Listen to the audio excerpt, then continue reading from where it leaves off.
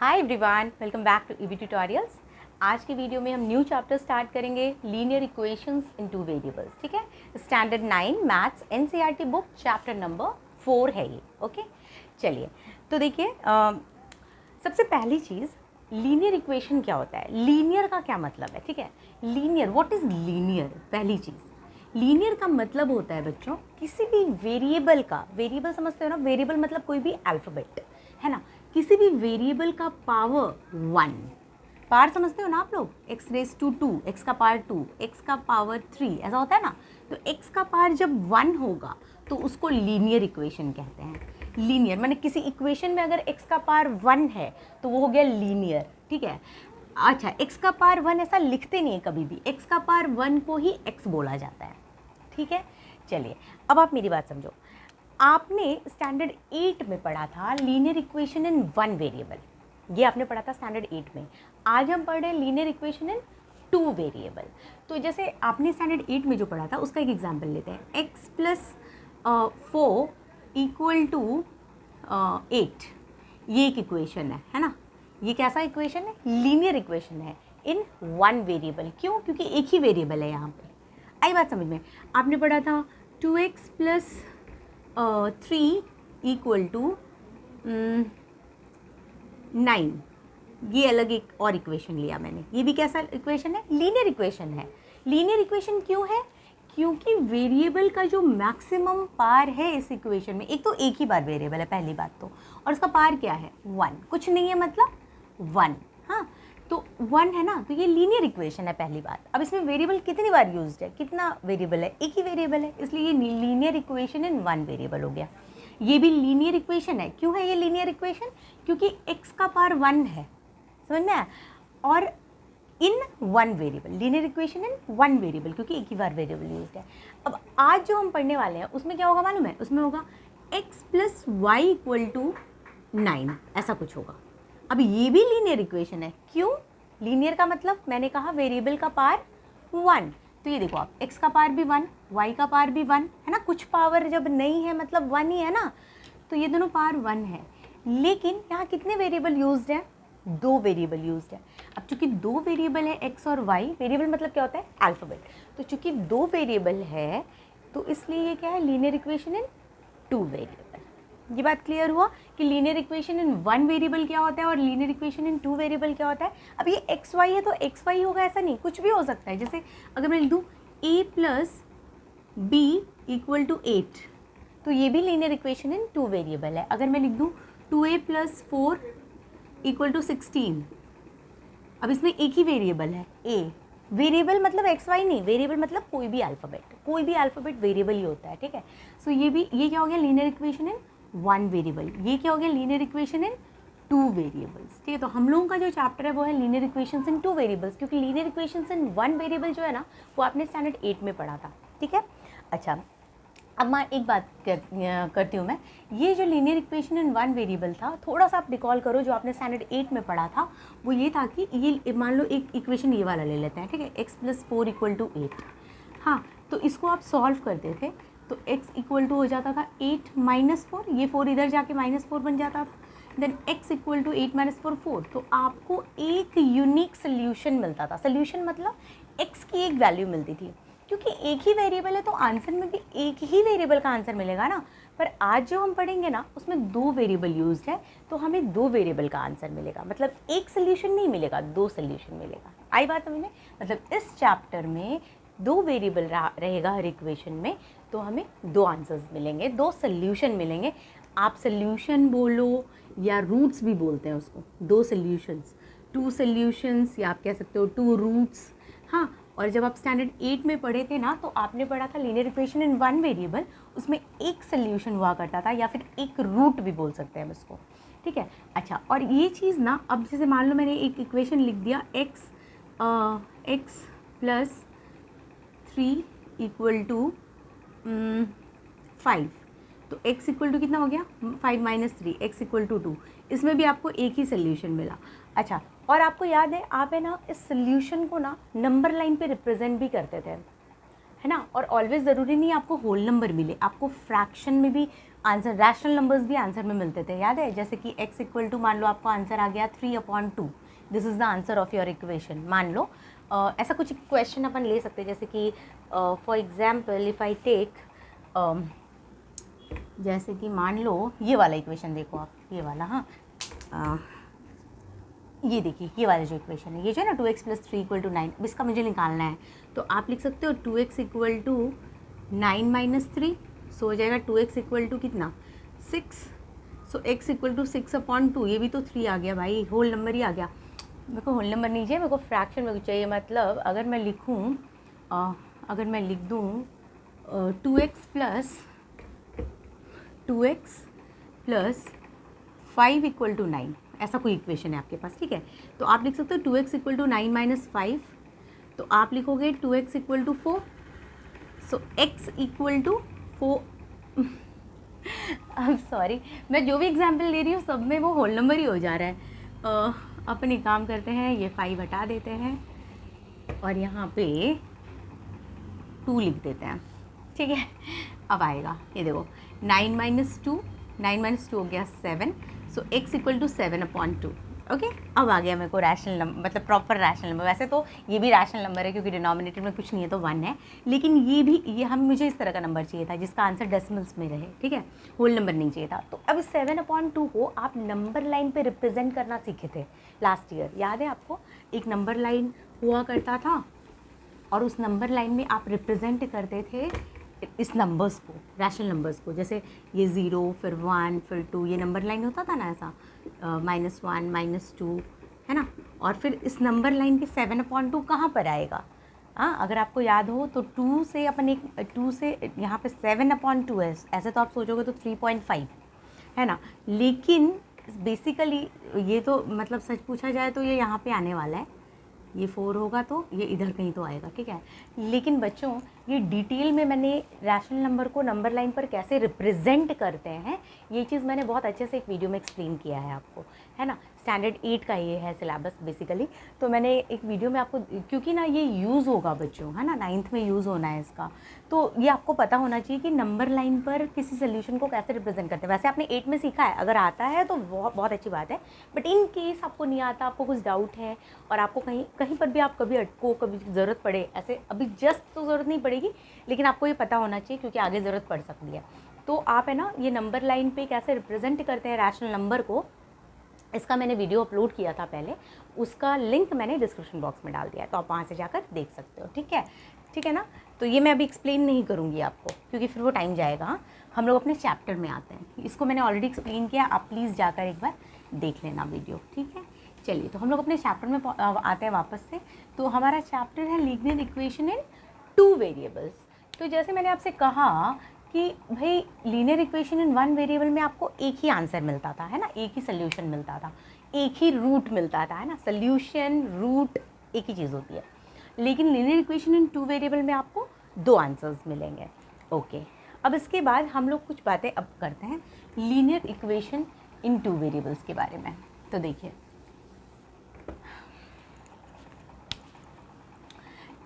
एक इम्पॉर्टेंट बात ये है कि द सोल्यूशन, जो भी सोल्यूशन अपना निकलता है ना, अपन कोई लीनियर इक्वेशन लिखते हैं, जैसे मैंने अभी लिखा था ना यहाँ पे x + y = 10, ये एक लीनियर इक्वेशन इन 2 वेरिएबल है, ठीक है?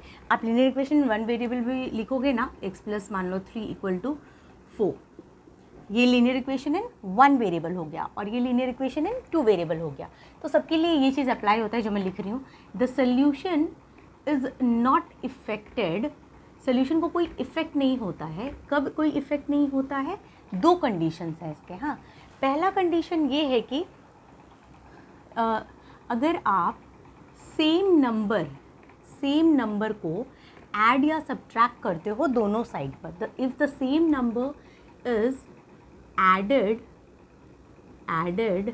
added to both side of the equation, ठीक है? LHS और RHS में both sides of the equation, अगर आप LHS और RHS में सेम नंबर ऐड या सब्ट्रैक्ट कर दो तो अपने सोल्यूशन में कोई फ़र्क नहीं पड़ता, ठीक है? आपके इक्वेशन में कोई फ़र्क नहीं आता उससे, मतलब सोल्यूशन जो आंसर आने वाला है उसमें कोई फ़र्क नहीं होता।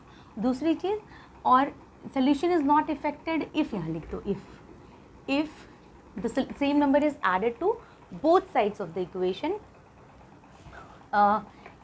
and if the same non-zero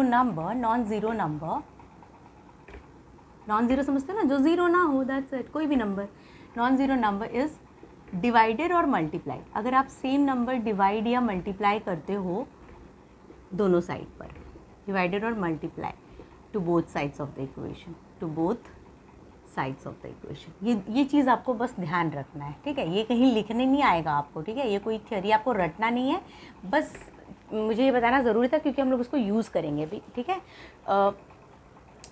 तो आपको बस क्या ध्यान रखना है कि आपका जब लीनियर इक्वेशन है सामने, चाहे वो लीनियर इक्वेशन इन वन वेरिएबल हो या टू वेरिएबल हो, आप अगर LHS RHS दोनों में कुछ ऐड या सब्ट्रैक्ट कर देते हो, एग्जाम्पल करके भी मैं बता देती हूँ। जैसे मान लो ये है x + y = 10, हाँ, अगर मैं इधर 2 प्लस कर दूँ, अपने मन से मैंने 2 प्लस कर दिया और इधर भी +2 कर दिया, तो कोई फ़र्क नहीं पड़ता, ठीक है, कोई फ़र्क नहीं पड़ता।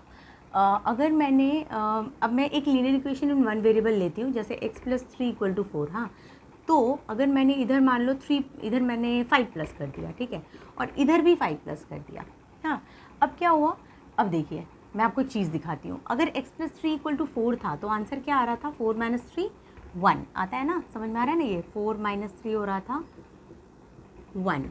और यहाँ पर आप देखो, यहाँ पर आप ऐड करके देखो, 5 + 3 8 होता है, तो x + 8 हो गया और इधर 9 हो गया, x = 9 - 8, x = 1, इधर भी आंसर x = 1 आया। आप समझे, ये जो इक्वेशन था x + 3 = 4, इसमें मैंने x + 3 = 4 इधर भी है ना, इसी इक्वेशन में मैंने दोनों साइड 5 प्लस कर दिया, और मैं इससे भी मैंने x का आंसर आपको निकाल कर दिखाया, मुझे 1 मिला, और इससे भी मैंने x का आंसर निकाला, मुझे 1 मिला। आई समझ में बात। तो अगर आप LHS RHS में कोई नंबर ऐड या सब्ट्रैक्ट कर देते हो, दोनों साइड, हाँ, दोनों साइड अगर आपने कोई नंबर ऐड कर दिया या सब्ट्रैक्ट कर दिया, या आपने दोनों साइड कोई नंबर मल्टीप्लाई कर दिया, या दोनों साइड कोई नंबर डिवाइड कर दिया, ठीक है, दोनों साइड करना है, तो आंसर में कोई भी चेंज नहीं होता। जो आंसर आएगा ना, फाइनल आंसर, उसमें कोई, उस सोल्यूशन में कोई चेंज नहीं होता है। ये बात आपको ध्यान रखनी है, ठीक है, क्योंकि इसको हमें यूज़ करना होगा, ठीक है। चलिए, तो ये वही चीज़ ना, ये जैसे मैंने लीनियर इक्वेशन इन वन वेरिएबल की बात की ना, same cheese linear equation in two variable में भी होता है, ठीक है। ये मैं सॉल्व नहीं कर पाऊंगी क्योंकि linear equation in two variable को सॉल्व करने के लिए हमें 2 इक्वेशंस लगते हैं, वो मैं आपको आगे सिखाने वाली हूँ। तो उसके बारे में आप टेंशन मत लो कि मैम ने लीनियर इक्वेशन इन वन वेरिएबल से तो बता दिया कि दोनों जगह 1 आ रहा है, इससे क्यों नहीं बता रही हैं, क्योंकि इसके लिए एक और इक्वेशन लगेगा, वो मैं आपको आगे एक्सप्लेन करूँगी कि linear equation in two variables को सॉल्व कैसे करना है, ठीक है, वो मैं आपको आराम से समझा रही हूँ, आप टेंशन बिल्कुल मत लो। अब बस फिलहाल इतना समझो, लीनियर इक्वेशन इन वन वेरिएबल हो या टू वेरिएबल हो, अगर LHS RHS दोनों ही साइड पर आप कोई नंबर ऐड, सब्ट्रैक्ट, डिवाइड या मल्टीप्लाई करोगे दोनों साइड पर, हाँ, तो आंसर में कोई चेंज नहीं आता। ओके, चलिए, अब ये जो चीज़ है ना बच्चों, ये आप नोट कर लो तो अच्छा रहेगा, इट विल बी गुड। सो ये जो ऊपर का 2 पॉइंट है, ओके, आपने नोट कर लिया होगा। अब देखिए, एक सिचुएशन लेते हैं हम लोग, ठीक है, एक सिचुएशन लेते हैं, जैसे मान लो कोई मैच हो रहा है, क्रिकेट मैच हो रहा है। उस क्रिकेट मैच में अपन ऐसे कंसिडर करते हैं कि दो टीम है, टीम ए और दूसरा टीम बी, हाँ, 2 टीम के बीच क्रिकेट मैच हो रहा है। अब ये क्रिकेट मैच में टीम ए में बहुत सारे प्लेयर्स हैं, हाँ, अपन सिर्फ P1, P2, P3 ऐसा 3 प्लेयर लेते हैं, 3 प्लेयर का नाम A1, A2, A3 है ना, A1, A2, A3 ऐसा हमने 3 प्लेयर का नाम ले लिया। ऐसे तो प्लेयर्स जितने होते हैं उतने हैं, बट हमने 3 प्लेयर्स का नाम लिया। इधर है ना 3 प्लेयर्स का नाम B1, B2 और B3, ऐसा 3 प्लेयर्स हैं। अब क्या हुआ कि जब वो क्रिकेट मैच हुआ, अब कोई ये कमेंट मत कर देना कि मैम 3 ही प्लेयर नहीं होते क्रिकेट मैच में, मैं वो बातें कर ही नहीं रही हूँ, मैं सिर्फ इतनी बातें कर रही हूँ कि इस टीम में हमने कोई भी 3 प्लेयर का नाम ले लिया, कोई भी 3 प्लेयर का, ठीक है, प्लेयर्स जितने होते हैं उतने हैं, बट हमने 3 प्लेयर्स का नाम ले लिया। अब हम कह रहे हैं कि भाई ये 3 प्लेयर्स जो है ना, तो टीम ए के 2 प्लेयर ने, A1 और A2, ये जो 2 प्लेयर है, दोनों ने मिलकर 106 रन्स बनाए। कितने रन्स बना लिए? 106, दोनों ने मिलकर। हमें ये नहीं पता कि A1 ने कितना रन बनाया और A2 ने कितना रन बनाया, वो हमें नहीं मालूम, लेकिन दोनों ने मिलकर 106 रन बनाया है।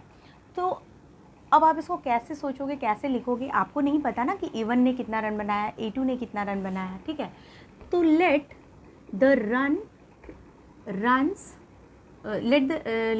Number of runs scored by A1 be x। हम ऐसे कुछ ले सकते हैं अपने से, अननोन क्वांटिटी है ना, वो अननोन क्वांटिटी है, हमें नहीं पता A1 ने कितना रन बनाया, तो हमने मान लिया कि A1 ने x रन बनाया, ठीक है। And let number of runs scored by A2 be y। हमने मान लिया कि ये जो A2 है ना, उस बंदे ने y नंबर ऑफ रन्स बनाया, हमें नहीं पता कितना। तो क्या देयरफॉर हम लिख सकते हैं x plus y equal to 106, ऐसा लिख सकते हैं हम लोग। आपको समझा ये बात है ना। A1 का रन हमें नहीं पता A1 ने कितना रन बनाया, हमें ये भी नहीं पता A2 ने कितना रन बनाया, पर दोनों ने मिलकर 106 रन बनाया। तो हम ऐसा लिख सकते हैं ना कि let the number of runs scored by A1 be x, let the number of runs scored by A2 be y। A1 ने x रन बनाया, A2 ने y रन बनाया और दोनों मिलकर 106 रन बनाए, क्योंकि ये दोनों अननोन क्वांटिटी है, हमें नहीं पता उन दोनों ने कितने कितने रन्स बनाए, तो वो अननोन क्वांटिटी है, ठीक है। तो ये कैसा इक्वेशन हो गया, ये हो गया लीनियर इक्वेशन इन 2 वेरिएबल्स। आई बात समझ में।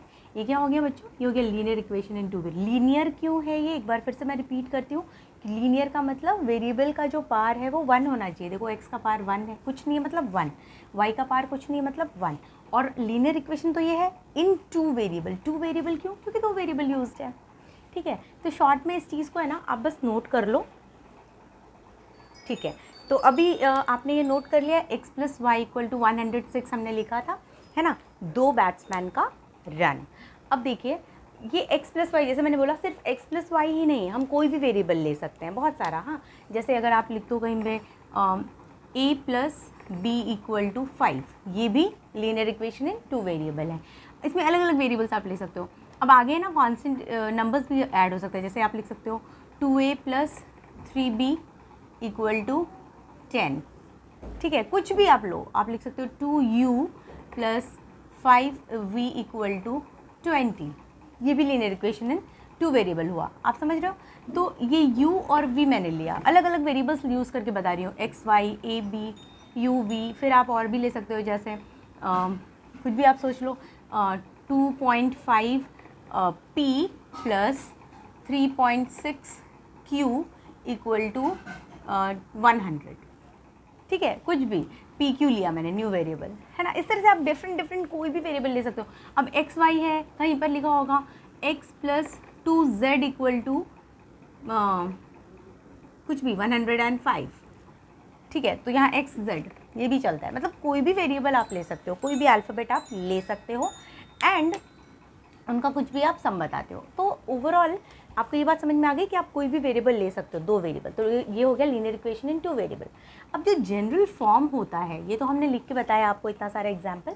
तो जनरल फॉर्म जो होता है लीनियर इक्वेशन इन 2 वेरिएबल का, वो होता है ax plus B Y plus C equal to 0, ठीक है। क्या होता है, हाँ, तो ax plus B Y plus C equal to 0, ये एक जनरल फॉर्म हो गया लीनियर इक्वेशन इन 2 वेरिएबल का, जहाँ पर a, b and c are real numbers. ये रियल नंबर होगा, कुछ भी रियल नंबर हो सकता है ना, डेसिमल वाले numbers, fractional numbers, whole numbers, कुछ भी हो सकता है। एंड ये a और b जो है, a and b should not be equal to 0, ये इक्वल 0 नहीं होना चाहिए। अगर वो 0 हो जाएगा तो वो लीनियर इक्वेशन इन 2 वेरिएबल कैसे होगा। 2 वेरिएबल होने के लिए ये दोनों होना ज़रूरी है ना। अब यहाँ पे मान लो ये 0 हो जाता है, मान लो, तो अगर ये 0 हो गया तो फिर ये वेरिएबल ही गायब हो जाएगा, राइट, ये पूरी क्वांटिटी 0 हो जाएगी ना, गॉट इट। तो ये जब टर्म ही पूरा 0 हो जाएगा तो फिर ये 2 वेरिएबल किधर से आएगा, समझ में आया। तो इसलिए ये a और ये b दोनों 0 नहीं होना चाहिए। कुछ भी हो सकता है, कोई भी रियल नंबर हो सकता है, लेकिन 0 नहीं होना चाहिए। तो ये जो इक्वेशन है ना, इसको आप नोट करो, ठीक है। तो अब आप ये जो इतने सारे इक्वेशंस मैंने आपको एग्जांपल्स में लिख कर बताए, किसी भी इक्वेशन को आप इस फॉर्म में लिख सकते हो कि नहीं। अभी x plus y equal to 106 है, तो a यहाँ पे क्या है, 1, कुछ नहीं है मतलब 1 है, प्लस बी वाई, तो b क्या है, b कुछ b तो नहीं है, y है यहाँ पे, इक्वल टू 106 यही है ना। तो a की वैल्यू यहाँ क्या है बच्चों, कुछ नहीं है तो 1, ठीक है, कॉमा, फिर बी वाई, तो बी की वैल्यू यहाँ पे क्या है 1, और प्लस सी इक्वल टू 0, तो यहाँ पे सी प्लस सी है क्या, नहीं है, तो आपको इस फॉर्म में लिखना पड़ेगा। कैसे लिखोगे आप, x प्लस वाई 106 को LHS में लेके आओ, क्योंकि सी LHS में है, आप देख रहे हो सी लेफ्ट हैंड साइड पे है, तो आप क्या लिखोगे, इधर इसको इधर लाओगे तो क्या होगा, माइनस हो जाएगा, -106 इक्वल टू 0, तो a equal to 1, b equal to 1 and c equal to क्या, -106। आया समझ में, ये जो c है वो हो गया -106, ठीक है। ये छोटी छोटी चीज़ थी, अभी सब में आप a b c का वैल्यू निकाल सकते हो, ठीक है। हम लोग थोड़े एग्जाम्पल्स अभी करेंगे, आप इसको फटाफट नोट कर लो, उसका जनरल फॉर्म जो मैंने ये वाला लिखा ना, लीनियर इक्वेशन इन 2 वेरिएबल का, लीनियर इक्वेशन इन 2 वेरिएबल्स का जो जनरल फॉर्म है वो ये रहेगा, ठीक है। आप फटाफट इसको नोट करो, फिर मैं आपको बताती हूँ। ओके, तो अब देखिए, ये एग्जाम्पल नंबर 1 है NCERT बुक का, ठीक है। उसमें उन्होंने क्या बोला है, write each of the following equations in the form ax plus B Y plus C equal to 0 and indicate the values of a, b and c in each case. आपको a, b और c की value निकाली है। आपको मैंने बताया कि linear equation in 2 variable का ये फॉर्म होता है, हाँ। तो ये फॉर्म में अगर दिया हुआ है तो अच्छी बात है, नहीं दिया तो आप उस फॉर्म में इसको कन्वर्ट करोगे इक्वेशन को, और फिर a, b और c की वैल्यूज़ निकालोगे, ठीक है। तो चलिए देखिए, फर्स्ट क्वेश्चन क्या है, 2x plus 3y equal to 4.37। अब आप क्या करोगे, पहले इसको सॉल्व करोगे। कैसे सॉल्व करेंगे, अपन लिखेंगे 2x प्लस 3y, हाँ देखिए ax plus B Y plus C equal to 0, plus C, और राइट हैंड साइड पे क्या चाहिए 0 प्लस सी। तो ये जो चीज़ है इसको मैं, ये राइट हैंड साइड पे 0 नहीं है ना, तो इसको अपन LHS में ही लेके आएंगे, तो अपन प्लस 4.37 को लिख सकते हैं माइनस 4.37 लिख सकते हैं, इक्वल टू 0। क्लियर। अब यहाँ पे क्या हुआ, हम लोग एक एक करके सॉल्व करें, चलिए हम लोग एक एक करके सॉल्व करते हैं, ठीक है। फर्स्ट क्वेश्चन को मैं पहले सॉल्व करती हूँ, सोल्यूशन ऑफ फर्स्ट नंबर। इन्होंने लिखा है 2x प्लस 3y, अब इसको मैं LHS में लाऊंगी तो माइनस 4.37 इक्वल टू 0। अब इसमें a की क्या वैल्यू है, ax, a की वैल्यू 2, कॉमा b की क्या वैल्यू है 3, है ना, by प्लस c, यहाँ माइनस है, प्लस नहीं है, तो अपन c की वैल्यू क्या बोलेंगे, -4.37। बहुत इंपॉर्टेंट है, यहाँ पे प्लस 4.37 नहीं आएगा, -4.37, दैट्स इट। समझ में आ गया, ए बी सी की वैल्यू ऐसे निकलेगी, ठीक है। आप इसको नोट कर लो फटाफट। सेकंड वाले का निकालते हैं, चलो मैं यहीं पे निकाल लेती हूँ सेकंड वाले का, 2 ही लाइन चाहिए अपने को। x minus 4 equal to this, x minus 4 equal to √3y। तो मैंने क्या कहा, दोनों वेरिएबल इधर चाहिए पहले तो, ax प्लस बी वाई, यहाँ पे x यहाँ पे y है, तो इसको इधर लेके आते हैं, x √3y को इधर लाना है पहले मुझे, माइनस √3y, और फिर प्लस c मतलब कांस्टेंट, उसके साथ वेरिएबल नहीं है, तो ये है ना -4, वो इधर ही है माइनस, RHS से LHS में नहीं लाना पड़ा, ऑलरेडी LHS में था, तो -4 कॉपी हो गया, इक्वल टू 0। तो a की वैल्यू क्या आ गई, x के आगे कुछ भी नहीं है, कोई कांस्टेंट नहीं है, मतलब 1 है, ठीक है। b की वैल्यू, y के आगे क्या कांस्टेंट है ना, y के आगे वाला प्लस b होता है, तो यहाँ पे y के आगे -√3 है, और c की वैल्यू क्या है -4। आई बात समझ में। तो ऐसे a, b और c की वैल्यू निकलेगी, ठीक है। 1 और 2 आप नोट कर लो फटाफट इन दोनों को, फिर हम लोग थर्ड वाला करते हैं, ठीक है। अब देखिए थर्ड वाला करेंगे, 4 equal to 5x minus 3y, है ना। तो अब क्या करना है, ax plus B Y plus C equal to 0 के फॉर्म में लिखना है, तो पहले इसको इधर लेके आते हैं, हाँ, या तो इसको इधर लेके आइए, ये ऑलरेडी ये है, तो अपन एक काम कर सकते हैं कि ये जो 4 है, हाँ, अब आप इसको ऐसे लिखो या 4x minus 5x minus 3y equal to 4 लिखो, एक ही बात है ना। देखो x इक्वल टू वाई हो या y इक्वल टू एक्स, एक ही बात है। तो उसी तरह 4 इक्वल टू 10 हो या 10 इक्वल टू 4 हो, एक ही बात है, ठीक है। ये हो गया। अब ये हो गया ax प्लस बी वाई, 4 को इधर ले आएंगे, -4 इक्वल टू 0, तो a की वैल्यू 5, b की वैल्यू -3, क्लियर हो रहा है ना। b की वैल्यू -3 क्यों हुई, क्योंकि b y, ax plus B y, तो प्लस b की जगह -3 है, and c equal to -4। Yes, clear. ये कौन सा था, ये थर्ड वाला था, है ना। नोट कर लो फटाफट, पॉज करके वीडियो को पॉज करो, नोट करो। अब फोर्थ करते हैं। अब फोर्थ में क्या है, फोर्थ में है 2x इक्वल टू वाई, ये क्वेश्चन है। तो जैसे मैंने बोला ax plus B Y plus C equal to 0 होता है, तो x y दोनों LHS में आना चाहिए, so 2x minus y equal to 0। यहाँ सी तो नज़र ही नहीं आ रहा है, तो सी है ही नहीं ना, कुछ है ही नहीं। देखो आप, तो 2x minus y plus 0 equal to 0, कुछ है ही नहीं तो क्या करेंगे, समझ में आया। तो x, तो अपन a की वैल्यू क्या बोलेंगे, ax, a2, b क्या है, जल्दी बताइए। y के आगे कोई भी नंबर नहीं है मतलब 1, कोई नंबर नहीं है मतलब 1, और माइनस भी है तो -1, आया समझ में। एंड c की वैल्यू 0, कुछ भी नहीं है ना, कुछ था ही नहीं यहाँ पे, देखो ना c की जगह कुछ था ही नहीं तो 0। तो ये हो गया a, b और c का value. Yes, please note it down. इसके बाद हम लोग एग्जाम्पल नंबर 2 भी कर लेते हैं। ओके, अब है एग्जाम्पल नंबर 2, ठीक है, आपकी एनसीईआरटी बुक का। Write each of the following as an equation in 2 variables, ठीक है।